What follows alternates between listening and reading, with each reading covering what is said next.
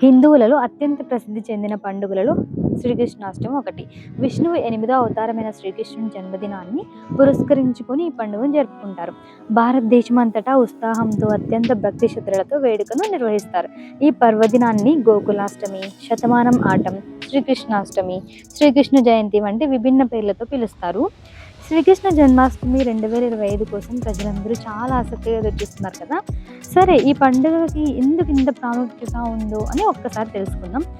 శ్రీకృష్ణ జన్మాష్టమి హిందూ మతంలో అతి ముఖ్యమైన పండుగల్లో ఒకటి. విష్ణువు యొక్క 8వ అవతారమైన శ్రీకృష్ణుని జన్మదినం సందర్భంగా నిర్వహిస్తూ ఉంటాం.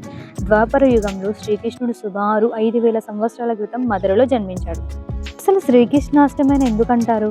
శ్రీకృష్ణుడు విష్ణువు 8వ అవతారంలో జన్మించడం, అలాగే దేవకీ మాతకి 8వ సంతానంగా 8వ తేదీన శ్రీకృష్ణుడు జన్మించాడు. సంస్కృతంలో జన్మ అనే పదానికి జననం అని అర్థం. అలాగే అష్ట అంటే 8.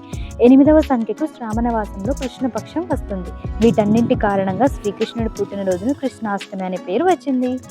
శ్రీకృష్ణ జన్మాష్టమి పండుగ ప్రాముఖ్యత తెలుసుకుందాం.